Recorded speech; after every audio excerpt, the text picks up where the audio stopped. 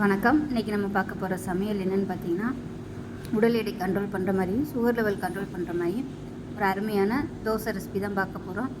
இது வந்து ரெகுலராக எடுத்துகிட்டு வந்திங்கன்னா உங்களுக்கு சுகர் நல்லாவே கண்ட்ரோல் வரும். லோ கிளைசமிக் தான் இந்த தோசை, சிறுதானிய தோசை. வாங்க இந்த சிறுதானிய குதிரைவாலி தோசை எப்படி செய்யலாங்கிறத பார்க்கலாம். இப்போ ஒரு பவுலில் பார்த்தீங்கன்னா குதிரைவாலி புழுங்கல் அரிசி எடுத்திருக்கேன். 3/4 டம்ளர் அளவுக்கு எடுத்திருக்கேன். 3/4 டம்ளர் குதிரைவாலி அரிசியும் 1/4 டம்ளர் சாதாரண அரிசியும் வந்து நான் எடுத்திருக்கேன். அதே 1/4 டம்ளருக்கு வந்து உளுந்து.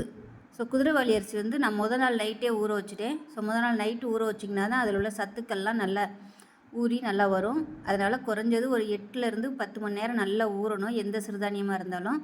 அதனால நாங்கள் நைட்டே ஊற வச்சுட்டேன். காலையில் வந்து 1/4 டம்ளர் அரிசி, புழுங்கல் அரிசியோ பச்சை அரிசியோ எதுனாலும் சேர்த்துக்கங்க.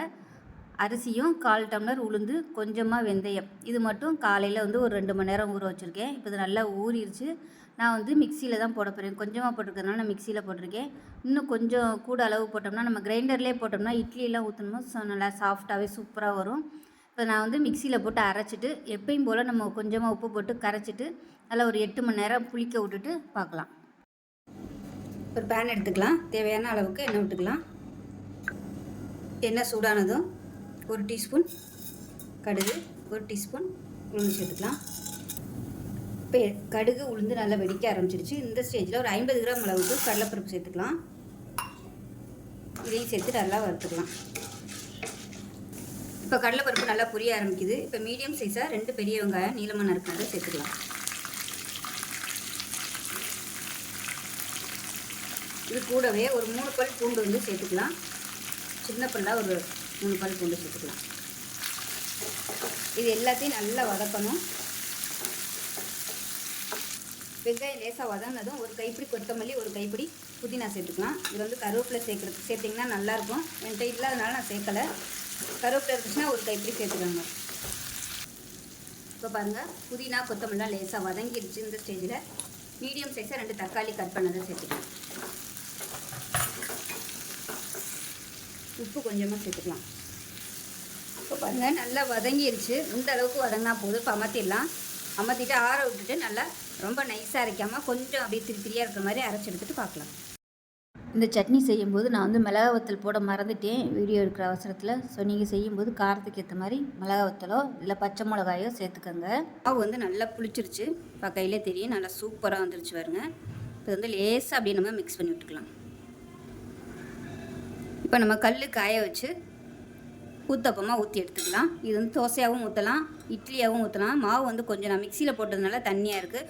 அதனால் நான் வந்து தோசையாக ஊற்றிக்கிறேன். கெட்டியாக அரைச்சிங்கன்னா நீங்கள் நல்லா இட்லியாக கூட ஊற்றிக்கலாம். இப்போ கல் நல்லா காஞ்சிருச்சு, தோசையாக ஊற்றிக்கலாம்.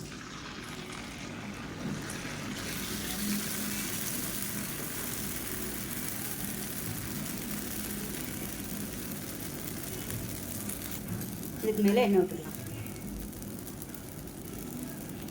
ஒருன்னு வந்துருச்சு பாருங்கள். நார்மலாக நம்ம ஊற்றுற தோசை மாதிரியே இருக்குது பாருங்கள்.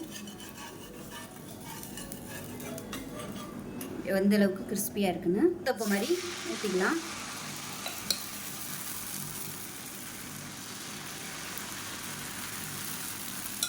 இதுக்கு மேலாப்பில் எண்ணெய் விட்டுக்கலாம். அடுப்பை நல்லா குறைச்சி வச்சுட்டு மூடி வச்சிடலாம். இப்போ எப்படி இருக்குன்னு பார்க்கலாம். பாருங்கள், நல்லா சாஃப்டாக வந்துருச்சு. இது வந்து திருப்பி போடணும்னு அவசியம் இல்லை. நல்லா வெந்துருச்சு. பிளேட்டுக்கு மாற்றிக்கலாம். இப்போ இதே மாதிரியே இன்னொரு ஊத்தப்பமும் ஊற்றிக்கலாம். ஸோ சுகர் பேஷண்ட்டாக இருக்கிறவங்களுக்கு ஒரு அருமையான தோசை இது. இது வந்து லோ கிளைசமிக் தான். ரொம்ப ஸ்லோவாக தான் ரத்தத்தில் சுகர் வந்து ஏறும். இது வந்து காலையில் இட்லியாகவும் நைட்டுக்கு தோசையாகவும் கூட நம்ம எடுத்துக்கலாம். மதியத்துக்கு சாதமாக கூட செஞ்சு சாப்பிட்டோம்னா சுகர் லெவல் நல்லா கண்ட்ரோலுக்கு இருக்கும். மூடி வச்சிடலாம். இப்போ எப்படி இருக்குன்னு பார்க்கலாம். பாருங்கள், நல்லா அருமையாக வந்துருச்சு. விருப்பப்பட்டால் நீங்கள் திருப்பி போட்டுக்கலாம். இப்போ நமக்கு அருமையான சட்னியும் ஊத்தப்பமும் ரெடி ஆயிடுச்சு ஆவி பறக்க. இப்போ பாருங்கள், அருமையான ஊத்தப்பம், அதுக்கு சூப்பரான கடலைப்பருப்பு போட்ட தக்காளி சட்னி. ஸோ ரெண்டுமே காம்பினேஷன் நல்லாயிருக்கும். இது வந்து ரெகுலராக நீங்கள் எடுத்துகிட்டு வந்தீங்கன்னா சுகர் லெவல் நல்லாவே கண்ட்ரோலுக்கு வரும். மாத்திரையும் எடுத்துகிட்டு வரும்போது நல்லா கண்ட்ரோலுக்கு வரும். நமக்கு வந்து சாதமாக செஞ்சு சாப்பிட்றது கூட கொஞ்சம் கஷ்டமாக இருக்கும்.